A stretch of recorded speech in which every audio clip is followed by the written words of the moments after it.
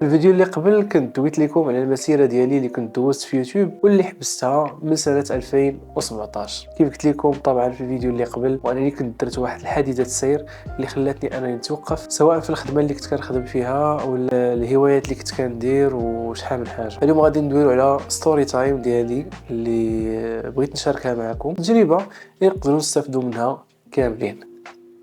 كلشي بدا في 2018 وبالضبط نهار الخميس مع 7:30 ديال الصباح. ديك 7:30 ديال الصباح كنت غادي للخدمه، وكان عندي ديك الساعه واحد سكوتر اللي كبير اللي الماكينه ديالو 125 وكان فيه الكوف وثقيل. خرجت من الدار، كنت ديك الساعه كنسكن بالحي المحمدي بمدينه اكادير، نتمارش مشيت في الطريق ديالي عادي. خرجت من الحي المحمدي وانا ديك الساعه كنت كنشتغل في الدشيره الجهاديه، كنت كنشتغل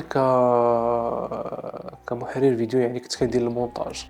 وانا غادي للخدمه ديالي، الا كتعرفوا في الدشيره الا كنتي غادي تخليها في الشوانط اللي كيكونوا في الازقه، فكيكونوا بزاف ديال لي دودان. دونك انا داك الصباح حاولت انني نبدل واحد شويه ديال الطريق وندوز من واحد البلاصه اللي ما فيهاش لي دودان بزاف، سوف كو كاينه واحد الدودان اللي كتبدا في البدايه ديال يعني الطريق اللي غادي تدخل فيها، ومن بعد صافي ما كتمشى عادي. انا داك الصباح غادي بشويه عليا، نقدروا نقول لكم غادي يعني غادي بشويه محترم السرعه ديالي. كنت لابس الجاكيت، كنت لابس الليغات، سروال، فهمتي، مع كان البرد اصلا، وكنت محمي مزيان يعني زعما ما كنت بيان ايكيبي كما كنقولوا. وانا من الاشخاص اللي عزيز عليهم الموتور اكسيتيرا. ما عليناش، فاش قربت لديك البلاصه اللي انا بغيت ندخل ليها بالموتور، الدوره اللي غادي ندور غادي نفوت ديك الدودان. فاش غادي نوصل للدودان ضربت ليا الرويده ديال الموتور في الدودان. الوغ فاش طحت جيت نوض بحال هكا، كتبان ليا واحد الرجل ديالي محشيه تحت الموتور، كنبغي نحاول نجرها باش تجر ليا. واش هذا الشيء؟ شي ناس كانوا جالسين في واحد الجهه، واحد نقدر نقول لكم بنايه، دوك واحد البلاصه، كانوا كيتبنوا فيها عمارات، يعني يلا كانوا جزء الارض وكيتبنوا فيها العمارات. شافوني دوك البنايه من بعد وجاو كيجريو، كتحسبوا واش طيحه عاديه، لان الا شفتيني من بعد تقول غطاح بالموتور، يعني ماشي شي طيحه خايبه، يعني ماشي جاي بشي سرعه خايبه نيت وطحت بها ولا هذا، يعني طيحه عاديه. وانما طاح عليا الموتور ثقيل وانا ما كنقدرش نهز داك الموتور، ما عرفتش شنو طاري. فاش جاو هزوا الموتور كحزوه نوضوه من الفوق مني، فاذا بي كنشوف رجلي مقسومه وعوجه، يعني غادا هكا. داك المنظر اللي شفت سور بلاص ما عقلتش على راسي، غيبت. نقدر نقول لكم واحد 30 ثانيه حتى 40 ثانيه شويه عاد كنشوف واحد السيده كتضرب ليا في الجبهه ديالي. فقت ديك الفيقه اللي فقت، فهمتي، كنحس بداك الحر، كنغوت كنقول ورجلي ورجلي ورجلي، وديك السيده كتقول لي صبر صبر صبر، راه عيط لامبولانس راهما جايين. ديك السيده اللي كانت كتضرب ليا فوق الجبهه ديالي شكون؟ ديك الساعه كانت العامله ديال مدينه زكان، كانت ديزا بالطوموبيل ديالها، وقيلا واش الباسات ديك الوقيته. هادشي كنكون في 2018. صدقات هي اللي بحكم انها ديزا من تما غادا ديك العمله ديال، راك تعرفوا العمله ديال التشيره، شافت لاكسيدون كدا، وقفات هكا بالشيفور كدا هذا، قالت لهم عيطوا دابا للبوليس. بون، عيطات البوليس، جات لومبيلونس، عيطت انا ديك الساعه الباترون ديالي اللي كنخدم معاهم على اساس باش يديو الموتور ويتبعني للسبيطار. ديك الساعه صافي هزوني، انا كنسكن في الحي المحمدي، ولكن حيت طحت في الدشيره داوني للسبيطار ديالي الزكان. باش داوني للسبيطار ديالي الزكان دخلت، ما نحاولش لكم واحد المنظر كيفاش داير، لان صراحه الله كانت اول قصيده ليا واول تجربه ليا اللي نشوف ديك المرحله ونشوف ديك الحاله بديك الطريقه، ورجلي اتضح انها فيها 3 ديال الهرسات في التيبيه، يعني 2 هرسات في التيبيه. يعني بحال مثلا دابا هذه هي التيبيه، تهرست الهرسه الاولى والهرسه الثانيه والهرسه الثالثه، وهذاك العظم الصغير ودارت في التشتات. يعني داك الثقل ديال الموتور ما كان عندي فيه الكوف، وهو كبير ثقيل تبارك الله، كان ديال الطاليان داك الموتور، هو اللي خلى ما طرا ليا والو في الفوق، ما تجرحت ما والو، لان كيف قلت لكم كنت لابس مزيان. الا الرجل ديالي داك الثقل ديالها هرس ليا التيبيا. ففعلا جا عندي السيد اللي انا كنخدم عنده وقال لي واش بغيتي تفتح هنا ولا بغيتي تفتح في البريفي. فانتم عارفين بان الانسان فاش كيكون مريض ولا فاش كيكون في واحد الحاله اللي هي اول خطره يعيشها، والستريس والالم والصداع فهمتي، وداك المنظر اللي كتشوف وهذا كتقول ما كتفكرش مزيان. واول تجربه يعني ما غاديش تكون عندك التجربه اللي ما عمري دوزت شي تجربه تاع انني تهرست ولا هذا ولا طرات لي شي حادثه تسير بحال هكاك. فقلت ليه انا نفتح هنا ما عنديش مشكل. فيا ريتني كما قلت ليه انني نفتح تما. درت لاكسيدون الخميس للاسف. الناس اللي كاينين تما الفرمليه اللي كاينين تما داروا لي جوج عواد في رجلي ولواو لي الفاصمه عليها الفاصمه. قلت لهم علاش؟ زعما ما غاديش ندخل ندير العمليه حيت باينه الهرسه ديال الحديد. قالوا لي راه الطبيب ما كاينش. امتى غيجي هاد الطبيب هذا؟ غيجي الجمعه. واخا نتسناو الجمعه.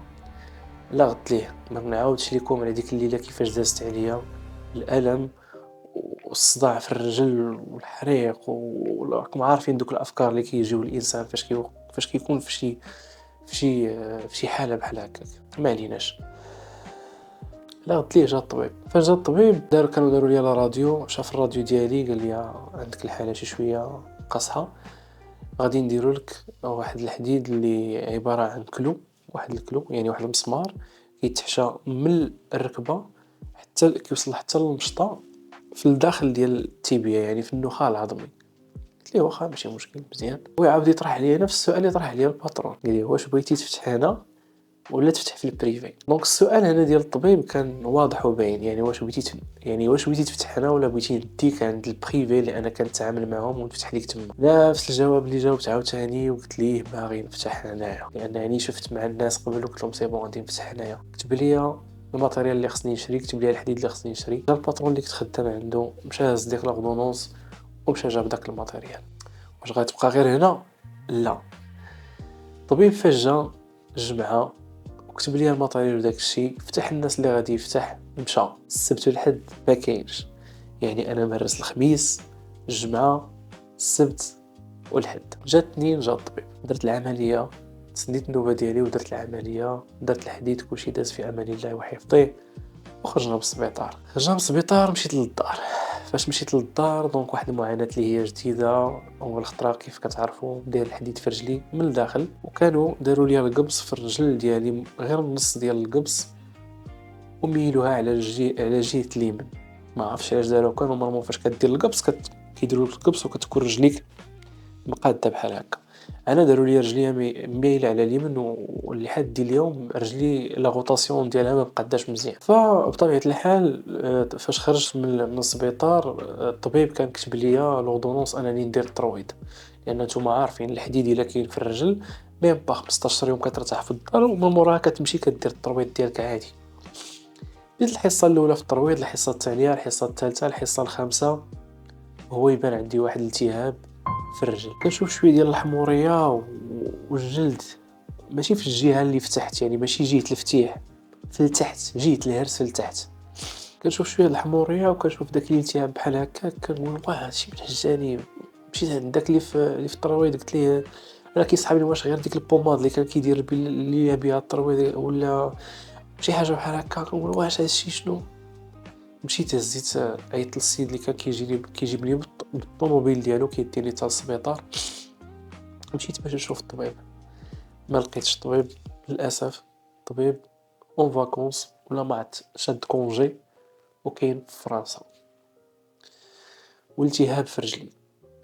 مشيت عاوتاني للدار ما عرفت شنو غادير، راسي مخربق فهمتي. كنمشي للترويض وكنشوف راسي بحال هكاك. اضطريت انني نمشي عند واحد الطبيب واحد اخر هو يخرج ليا.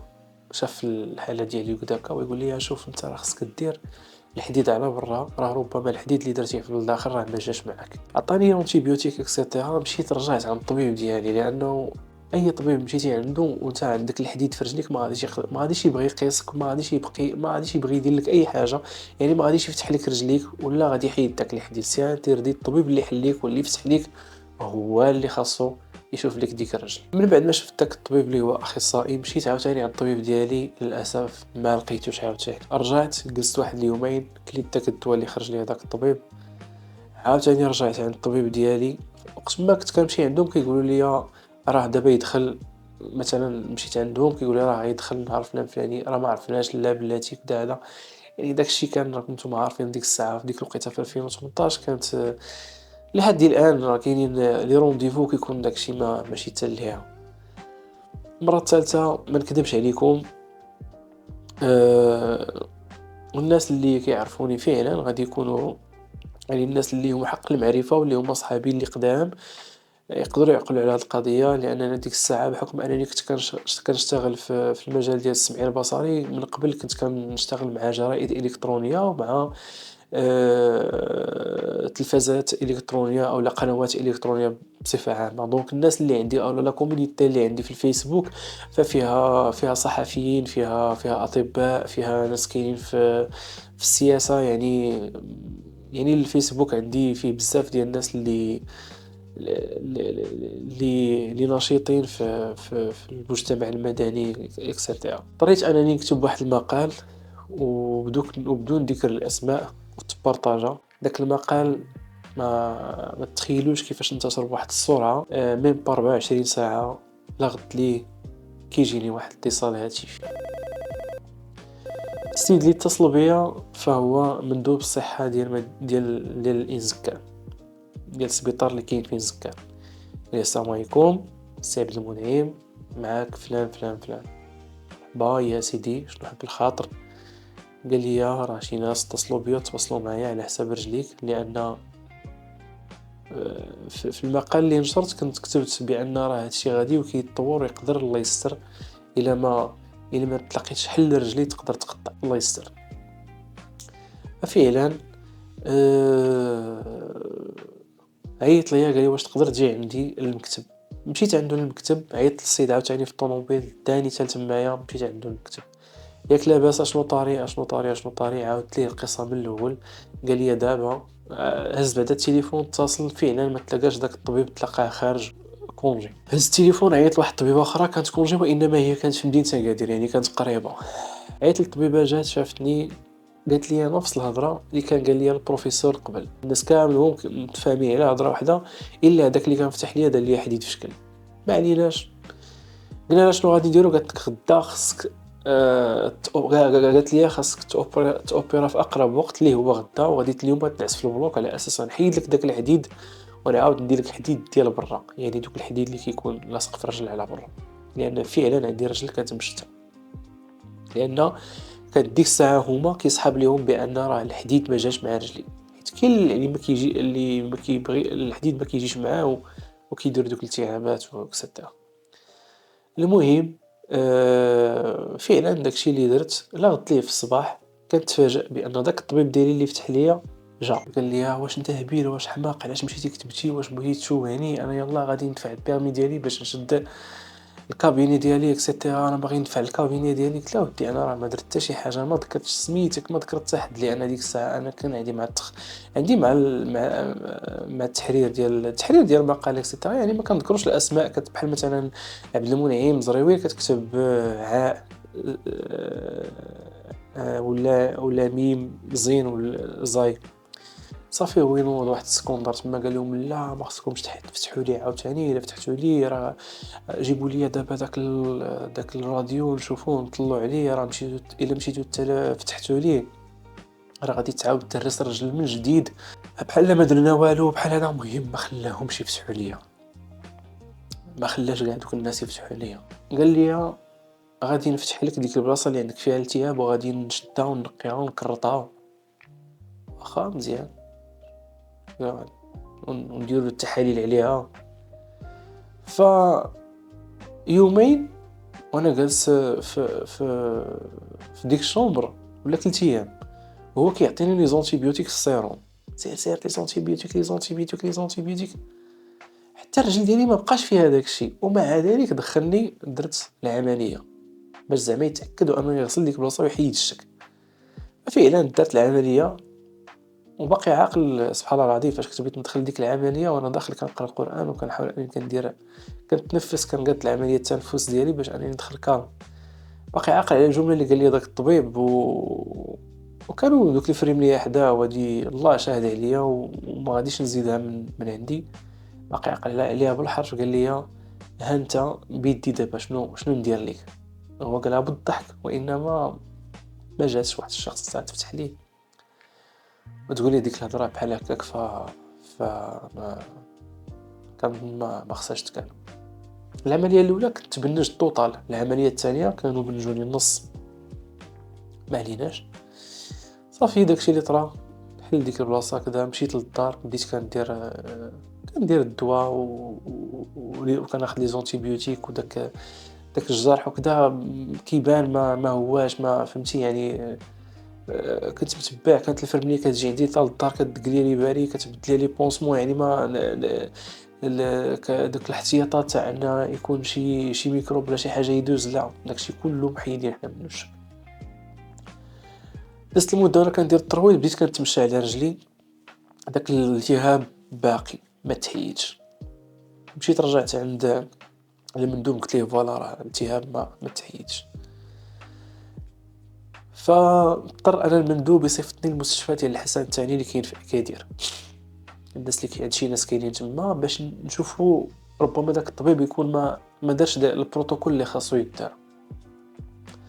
فمشينا درنا بحال اون كونتر فيزيت. مشيت عند واحد البروفيسور تما معايا قال لي حبس لونتيبيوتيك حبس الدواء.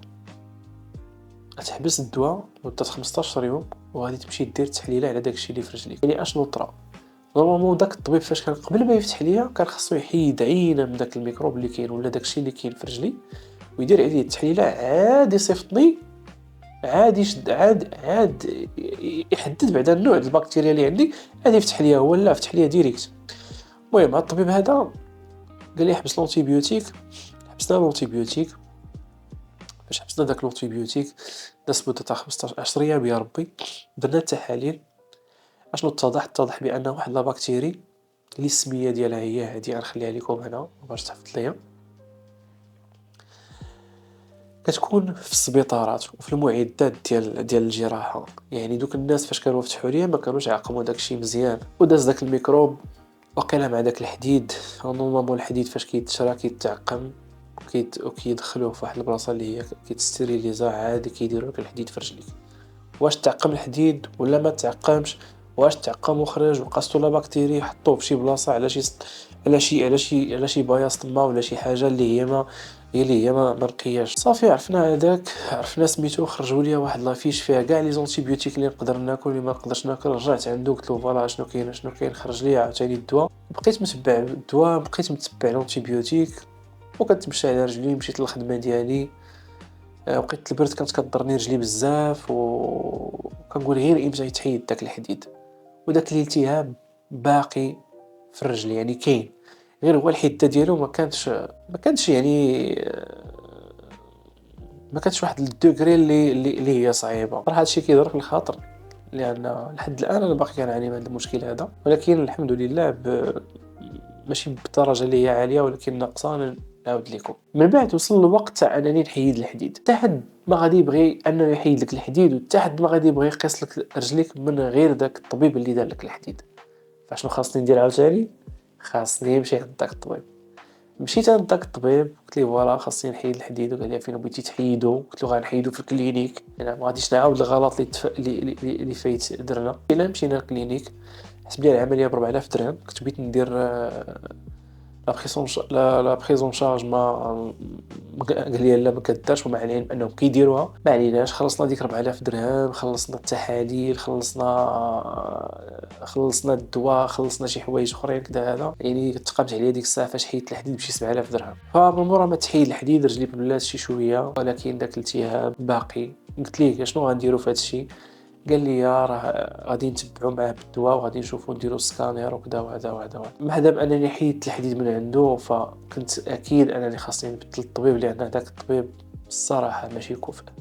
مشيت عند واحد الطبيب واحد اخر قال لي خصنا نديروا سكانير وكذا فعلا مشيت كنت كناخذ الدواء كنحاول انني نشوف شكون هو الطبيب اللي مزيان ونقدر نتبع معاه واللي يجيب على يديه الله سبحانه وتعالى الشفاء. ففعلا مشيت عند واحد الطبيب، طلب مني ان ديت ليه التحاليل، ديت ليه الوراق، عاودت ليه على القصه كامله بالديتاي، فهمني، عرف شنو كاين عندي، عرف النوع ديال سميتو. فخرج لي الدواء وعطاني ندير ان سكانير، دار لي لا راديو وعطاني ندير ان سكانير. خرج لي الدواء خاصني نتبعو مده شهر، ومن موراها خاصني ندير سكانير.